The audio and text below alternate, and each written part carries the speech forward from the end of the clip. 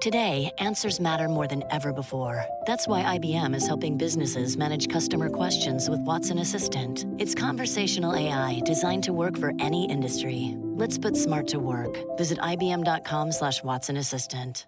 The Future Sport Podcast is brought to you by 3 Advance, developers of sports tech apps that are AI-powered and UX-focused. So if you're looking to create some apps for your startup or your sports biz calls for some artificial or business intelligence, you should check out 3 Advance. They're incredible. Go to 3advance.com. That's the number 3advance.com. Empire.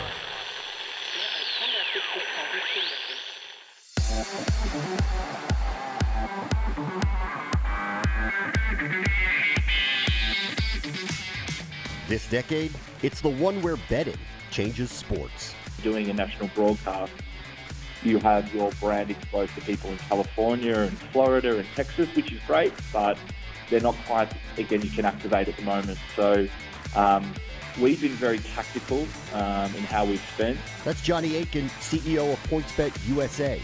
As the markets open, the race to attract customers goes into hyperdrive. This is the Future Sport Podcast.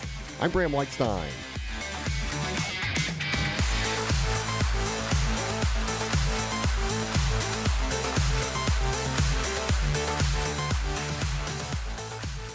We are going to talk about how betting operators are working through the various hurdles that is legalized sports betting, how they go about gaining a foothold in a quickly expanding competitive space, and how we might watch sports thanks to the analytics provided by the book operations with Johnny Aitken in a minute.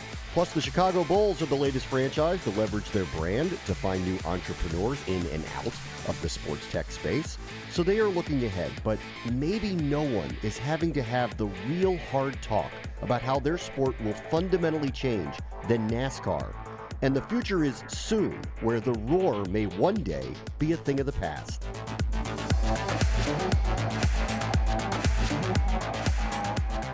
A piece of Americana roared into the 2020s. The Daytona 500 got delayed by rain, but the race had the advantage of a holiday weekend. And considering the president showed up for it, it is fitting that it's happening on President's Day. We profiled the tech in the sport last summer on a trip to Sonoma, but we did not address was the potential to go from pure gas and oil model engines to hybrids or even eventually electric. Liz Clarke is following that for the Washington Post. Hey, Liz, how are you? I'm great, Bram. Thanks for having me. Hybrid engines, is that actually going to happen soon? Soon, maybe, 4 or 5 years. But in 2 years, they're going to take a baby step. The automakers, which for NASCAR now are Ford, Chevy, and Toyota, are very eager and very bullish, understandably, that the cars on the racetrack really resemble, and more than resemble, but have key things in common with the passenger cars they're building, selling, and anticipate selling more of. And this means either a hybrid electric, all-electric component. So the initial baby step is going to be to stay with the internal combustion engine, which is a V8 pushrod engine that really is quite retro, as all car people know. But so to keep that, because that makes the sound that is such a core part of the appeal of stock car racing for most people. So keep that, but add a hybrid component that would capture energy from braking and store it in a battery and make it available for use by the driver in the form of this like extra jolt of horsepower to pull off like a super fast pass. So obviously, if you think that through, that's not going to save any emissions, reduce emissions, save any gas. It's an add-on, but you get that hybrid technology in the car, and then, ideally, you rebuild an engine from scratch that would be one hybrid engine.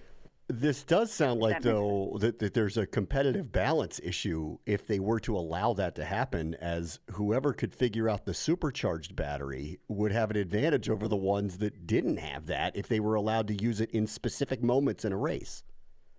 Well, I mean, that's a really intriguing question, and it's it's not a given that that's what they're going to do, but the signs kind of point to that. So not to get too geeky about this, so the energy available to this battery, again, comes from braking. So common sense tells you, well, that's really useless at Daytona, Talladega, or any mile-and-a-half super speedway. So this really comes into play at short tracks like Martinsville. So that gives you the heat and, in turn, the energy that goes into the battery. And then the hope is that it would produce these bursts of as much as 100 extra horsepower. And you don't have unlimited. You might have certain, like 6 opportunities to push this button and get the jolt. And I was wondering about this too, because, the smartest racers really know that the key to winning on short tracks and road courses, a big part of that is tire management. So that means not over braking. But in this technology, would it mean that, that you'd want to use the brakes more if that means you can stockpile more heat and more energy? And if we had an expert, crew chief on here who could help us, I'm sure they could elevate the discussion. But that's from the earnest reporter's best understanding of how this would work. But it does seem like what it does stem from, actually, is consumer related, that the teams will do this if more cars get sold on the market that involve this technology, and that's why they haven't incorporated it into in the past? Well, I mean, there's NASCAR, as you know, is not considered a pioneer in technology. I mean, at every turn for decades, they tend to use the past, which accomplishes 2 things. It keeps the cost low for teams, which is a good thing, and it connects with the average person, with the average car who wants to pop open the hood and work on their engine. Now, those are kind of things of nostalgia. People don't do that as much these days with fuel injection as they used to way back in the day. It's more unusual to speak to the guy who changes his own oil or the young woman who changes her own oil rather than goes to Jiffy Lube and tunes the engine and does the plugs and points and all that. What is driving this is not like NASCAR wants to be a pioneer in green technology. It's that Ford, Chevy, Toyota are kind of understandably reminding them, hey, your cars have to resemble what we sell. We're not in this just to parade around as a billboard. There has to be some connection. And fans aren't so naive that simply slapping a decal on a stock car that says Ford as opposed to a decal that says Toyota, that's not enough to really distinguish our brand and to show that our brands perform. Like 10, 20 years ago, you could say Toyota's goal was to show that the Prius could extend your gas tank. The whole message, the consumer message of the Prius was you can go farther on a tank of gas. Well, these days, that's the message people want to send selling these cars. I mean, that's a good message, but they now want to sell the message that a hybrid can kick ass. You can actually, merge onto the Beltway without getting run over. This could be a performance car. This can win a race. They want that sex appeal of hybrids aren't just to putt along in the slow lane. They're pretty cool. Yes, of course, this is being driven by consumers of today and what car makers know about consumers of tomorrow. And anybody who has kids that are 18 to 20 to 22 will probably tell you, my kids are not begging me for a driver's license. They don't really care about that. In fact, they're not obsessing about their first car. They don't see the point of even owning a car. So, yeah, you're right. It is being driven by consumers and what car makers know about where consumers are going to be in 3, 5 years, 10 years. Geez, if like a high-performance electric maker like Tesla ever wanted to get involved, if they've ever let them into the club, it'd be interesting to see how that would alter the landscape of NASCAR too, if an all-electric vehicle would come into it. Yeah. All right, I'll let you go with this because you brought this up, and I do think it is a very big deal. The noise is part of the nostalgia of the whole thing, and if you bring in electric vehicles or hybrid vehicles, it will mitigate a lot of the noise that the engines make. What do you think NASCAR does about what could be noise elimination? That is the real sort of romantic question that fascinates me the most. I cannot fathom NASCAR selling tickets to something that hums, that doesn't roar. So I don't know really what you do. I can't imagine that you do some fake piping in of a roar. For now, the noise will be very much a part of it because they're not doing away with the V8. They're just adding the hybrid component. But what is the end game? I mean, do we ever see a time culturally where, our society, much in the way we regarded smoking, it used to be glamorous, a very cool thing to do. Now you're kind of a pariah if you smoke. Could it ever be that, culturally, the sound of burning of fossil fuels, that throaty sound becomes, bad, something people don't want to hear. Right now, it's music. It's like heavy metal music to a lot of people, and they love it. That's real. Liz Clarke from the Washington Post. Thank you so much, Liz. Thanks, Bram. Up next, Johnny Aitken, CEO of PointsBet USA on gambling's certainties and the few hanging chads still to get through. This is the Future Sport Podcast.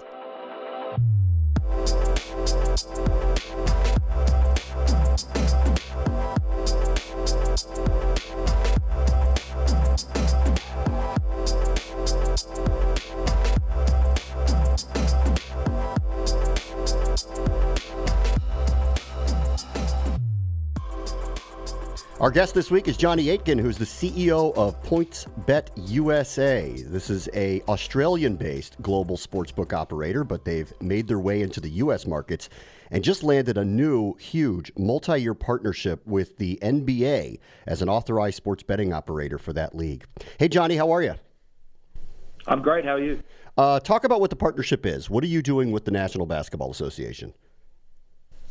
We always entered into our sort of discussions with the NBA with a view that we wanted to, do a deal that extracted some value for both sides of the fence and elevated ultimately the viewing experience for clients that watch NBA.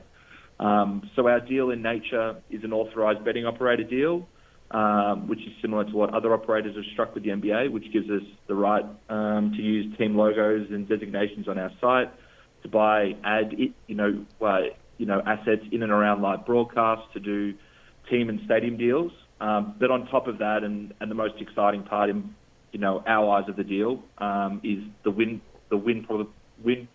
probability metric, which is the first of its kind in America. And what that means is that within the NBA platform, to start with on NBA.com, for pre-game and in-game stats visualizations, there'll be a win percentage probability on the likelihood of a team winning. So think of a game where the odds are set at $1.95 or sort of, minus 105 either way on the money line. The win probability in that instance would be 50% either way. So will that offer the opportunity for bettors to then in-game place wagers on how the game is progressing?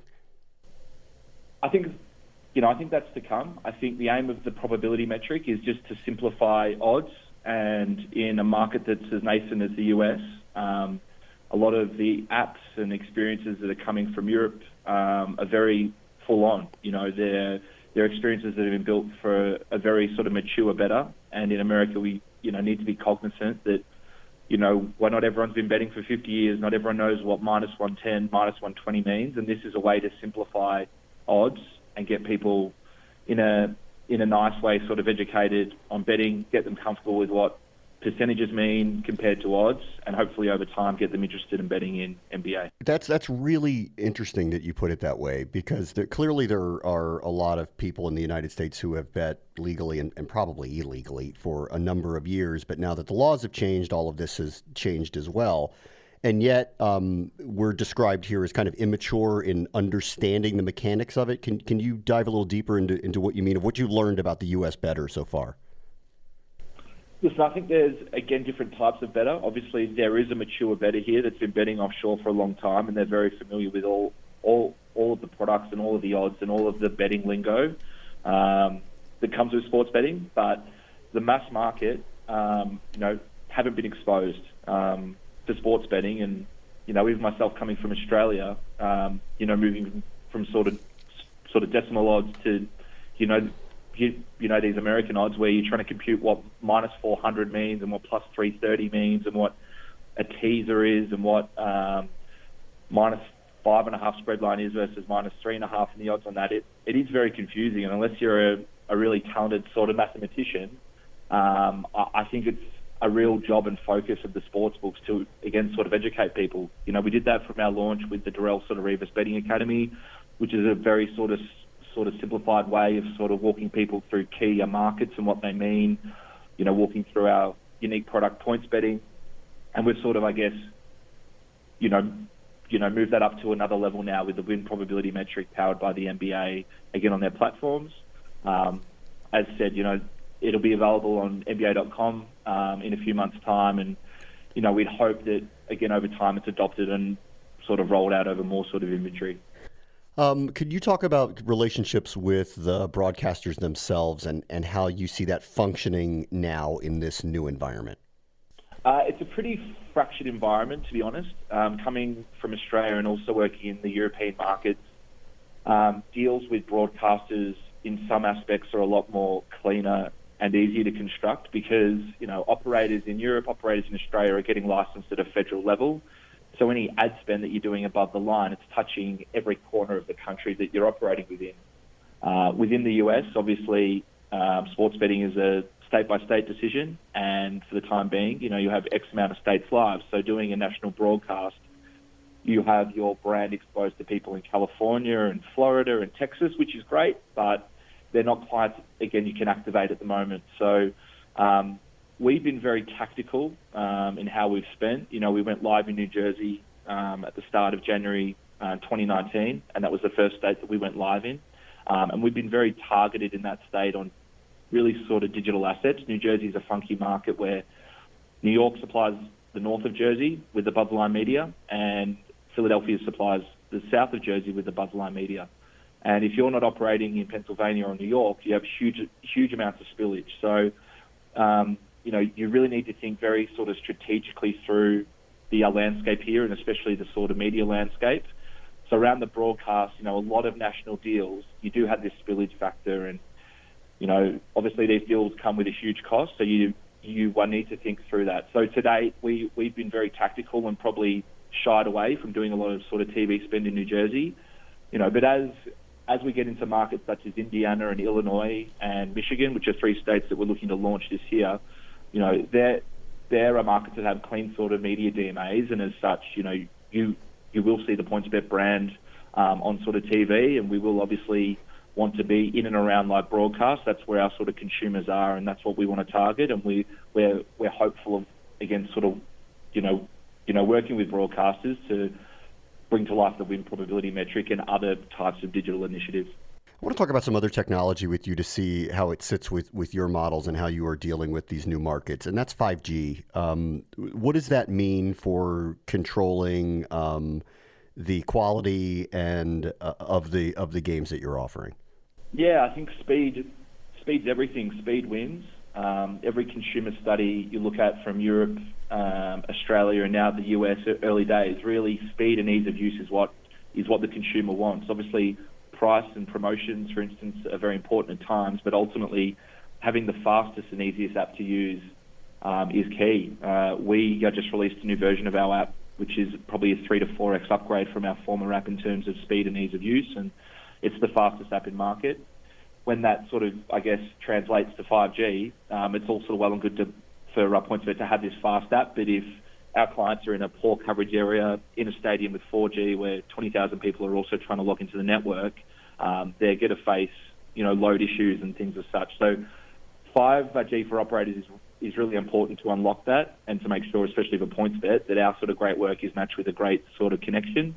And then in terms of in-play betting, as you'd know, the prices are updating every 2-3 seconds. So again, speed's everything, and having the 5G connection means that, especially for clients that are in stadium watching games, that they're served the latest odds and they're getting their bets on as quickly as possible. I want to go back to the league for a moment.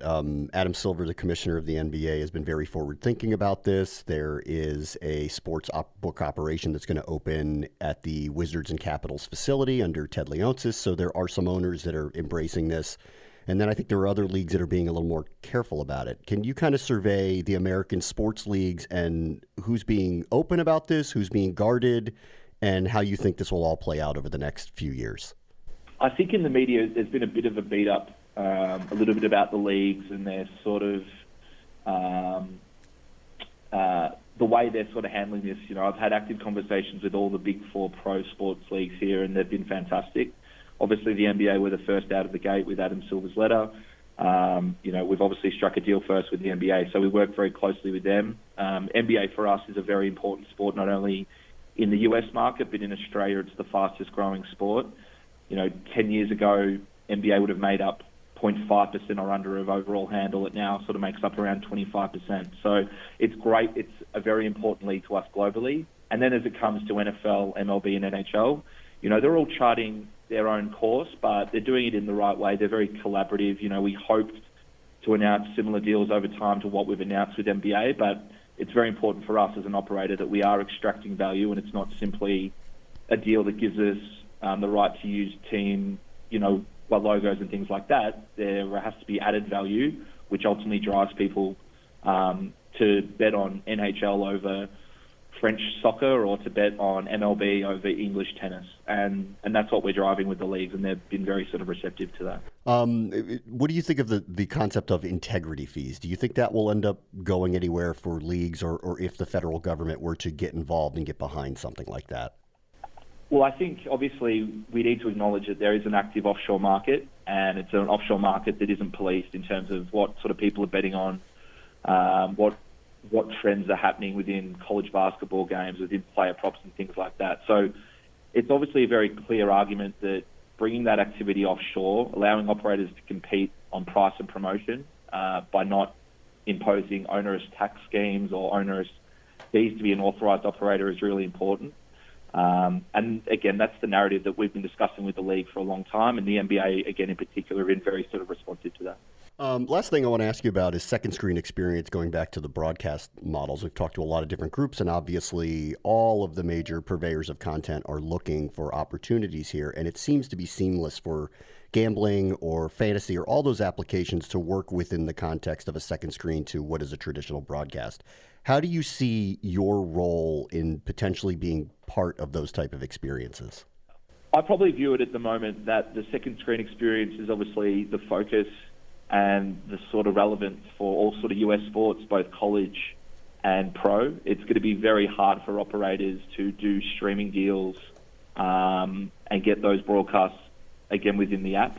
We have heard, obviously, that the NHL via IMG Arena are looking at allowing operators, sports betting operators within America to do deals to stream NHL games, again, within the app. But I'm a huge proponent of what's been, again, happening in Australia, which is a very mature betting market where, operators have done deals with the likes of Perform, IMG, and we stream sports such as tennis and soccer, again, within the app. And you have this experience where the top of your screen is the game and the bottom of the screen is the odds, and the odds are always changing, and the client, again, doesn't have to have two sort of devices to use, they can use one. So that's how we're sort of looking at it. We're looking at a sort of single screen focus for non-US sports, and then for US sports, to your point, I do see that as a sort of second screen strategy, and we're sort of iterating around that. Johnny Aitken is the CEO of PointsBet USA. Thanks so much for joining us, Johnny. Thank you. Thanks for having me. Up next, Matt Kobe, Vice President of Business Strategy and Analytics with the Chicago Bulls, and Dr. Navin Goyal, CEO of Loud Capital, on the latest co-venture to find the next great startup. This is the Future Sport Podcast.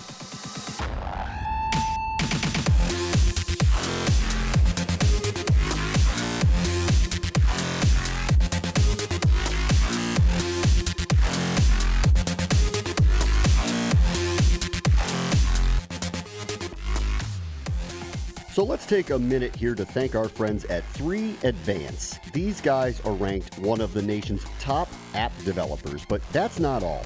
They've helped grow a bunch of sports tech startups like Team Builder, T-Box Tour, and In-Game Fantasy, but they're also experts in user experience, cloud APIs, and artificial intelligence. So if you're looking for a dev partner to bring your future sport tech to life, look these guys up. Go to 3advance.com. They're the team to make it happen, and advance you will. That's the number 3advance.com, and tell them Future Sport sent you.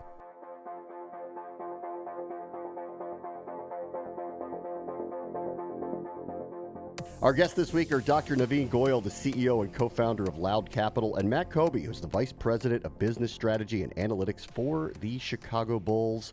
And they have announced their 20 semifinalists for their Entrepreneur Pitch competition. Great to have you both here. Thank you for joining us. Thank you. Thank you. Thank you for having me. Hey, Matt, let's talk about from the Bulls' perspective. Why did you want to reach out to startups and tech-forward entrepreneurs to try to have a competition with them? Yeah, I mean, listen, we saw what was happening in Chicago with the entrepreneur scene. I have a lot of friends in the space. And we know that there's a lot to gain from learning about the startup community and what technology is emerging, whether it's in sports or just more broadly sports and entertainment. And so we've always wanted to tap into that market. We just haven't had an easy way to do it. And so this opportunity with Loud we thought was the perfect way to get access to that community. We wanted to go into that community in a very authentic way. We didn't want it to feel like we were intruding or coming into their space. And so by partnering with Loud and going through this competition, it's allowed us to educate ourselves on the space, but also, ultimately will give us visibility into, 20 amazing companies that are coming through this process. And Dr. Goyal, for you, what was attractive about the opportunity to do this? Well, when we opened up our office in Chicago, it was a pleasant call that we got from the Chicago Bulls saying, we internally approved a venture type competition, and would you be able to help us run it and really engage the community, and really our bread and butter is to engage the community, encourage and educate on entrepreneurship, and vet various companies that we sometimes invest in. So it really was a natural thing for us to do, but with a global legacy organization. So it was really one of the dream calls that we got, and getting to know the Bulls much closer than even a year ago. It's been such a great organization, very progressive, and it's been fun. So yeah, it was a no-brainer for us. Dr. Goyal, so Matt had mentioned what's happening in Chicago. Could you kind of elaborate on what you see from your end happening in Chicago with startups, entrepreneurs, and tech? Absolutely. And first of all, love Chicago. I lived here in Chicago for 4 years during my medical training, and so always loved the city. It's been a huge startup entrepreneurial city for a long time, and the ecosystem is very active. It's been for a while. We've seen that. We've invested in a few companies prior, so we were very aware how great an opportunity it was. But I think just like many other communities that we've seen and been a part of, there's always a greater activation that could be there. And so we see so many independent, whether it's venture capital firms, incubators, individual entrepreneurs, and how can you build something that brings them together and even knows that they exist in various buildings, right? Chicago is a large city, and does everyone know about each other? Are they able to connect in various ways? So we saw that as a huge opportunity, once again, with a legacy brand of the Chicago Bulls, to activate the community that already exists to another level. And I feel like we've helped do that. We've seen it. We've gotten great feedback. We've made some great partnerships, and hope that this competition really is a spectrum of a movement to further activate the community. So, Matt, we've talked to some other franchises. The 49ers have been very active. Obviously, the Warriors have. Even the Packers have a Titletown type incubator type community. The 76ers Devils group, too. Are you or the Bulls looking at this at becoming an incubator type arm franchise? I wouldn't go that far yet. I think what we wanted to do was, use this as a way to, again, not only introduce ourselves and get educated on the market, but also expose our staff internally as to what the power of some of these, partnering with some of these companies could be. I think, the season gets going and we all get very busy, and it's really hard to kind of keep a pulse on things that are happening outside of sport. And so, we saw this as a way to also educate our staff internally, and, who knows down the road what may become. But I think in the short term, we're focused on, collaborating with Loud throughout this venture, hopefully for many years to come, and, continuing to make an impact on these startups. I think that's Navin touched on it, but I think that's the beauty of this competition is just some of the exposure that these companies will get, and it almost puts them on a different level relative to maybe some of their peers that are trying to do the same thing. And so whether whoever wins or doesn't win, already these 20 semifinalists have already gotten kind of recognition and notoriety through just making it to the semifinal. How many groups came to you? How many wanted to be part of it? Over 150 is the last number we checked, and we ended up screening various ones out. They had to be from Chicagoland, etc. But one of the things that was really interesting was the level of engagement, because everyone had to submit a pitch deck, a video, and so it was really cool to see how many people were engaged, even outside the Chicagoland area. Did you want this all to be sports tech based? Was the competition open to anybody who had a good idea? How did you guys kind of formulate what you wanted to have happen here?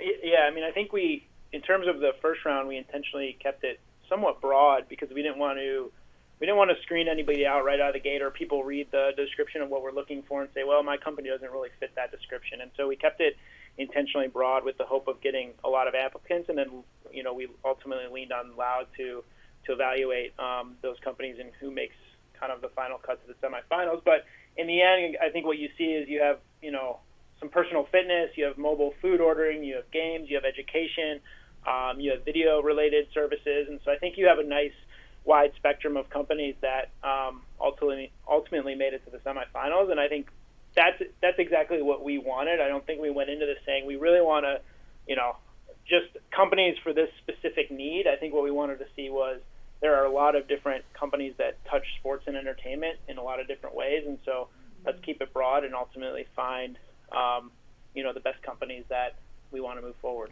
For you, Navin, how is this different than the typical day-to-day where groups are probably coming to you and submitting what they're doing and hoping to get venture capital out of you? Yeah, so it was unique because it all leads up to a competition in an event, which usually is not the case. There was a timeline to it. Obviously, press and media, and once again, a legacy brand that's in the spotlight doing this entrepreneurial competition where entrepreneurship is extremely broad and global right now, especially with the young folks. I feel like there's a whole empowerment movement, and entrepreneurship is definitely, I personally see as a vehicle to empowerment and ownership. So, for us, it was different in the sense of the spotlight and the timeline and the competition. But with regards to the diligence and the way we look at various ways to invest was very similar. So there was a comfort level, but then there was a level of excitement being in a open spotlight. Matt, was there anything you were hoping to see, or expectations to see, or things that you thought would be particularly attractive to the Bulls?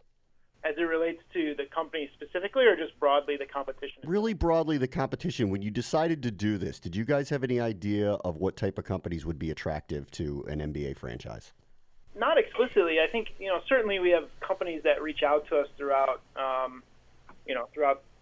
the course of a season with certain types of technology, and in the end they're trying to make their their way into sport. And, most of the time we hear and talk to those companies to see what sort of product they have.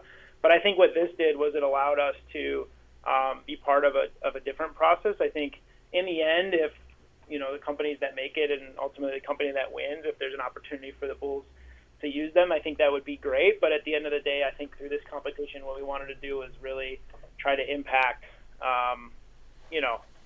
this company and these set of companies and allow them to take the next step in their, business life cycle. And I think that was really the goal for us. I think these 20 companies are incredibly strong. I mean, I'll be part of the next set of activities next week where we'll hear the pitches from all 20 of these companies, so I'll get to know them a little bit better than I know them today. But I think in the end, so far, from our standpoint, this has been an immense success, and I'm looking forward to the next few weeks, ultimately getting to March 10th. Were any of the players involved, or do any of the players want to be involved with either the selection process or potentially investment in any of these groups?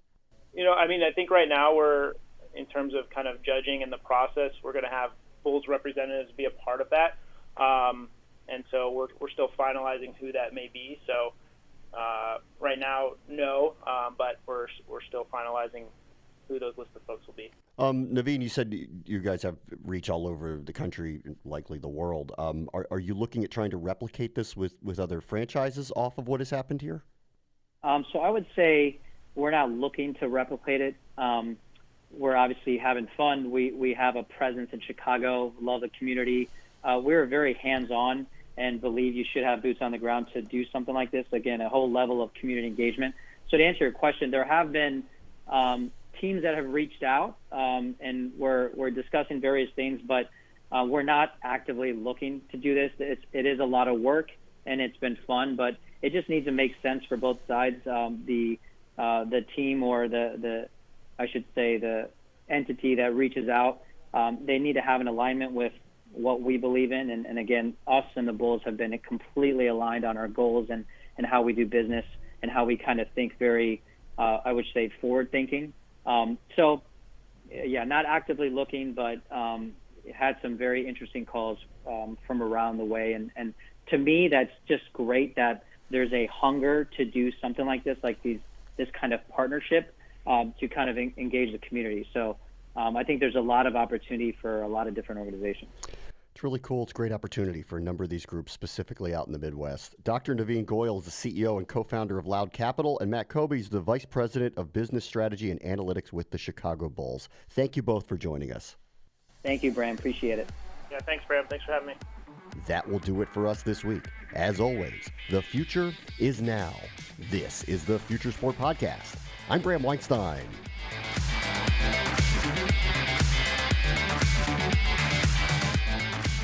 The Future Sport Podcast is brought to you by 3 Advance, developers of sports tech apps that are AI-powered and UX-focused.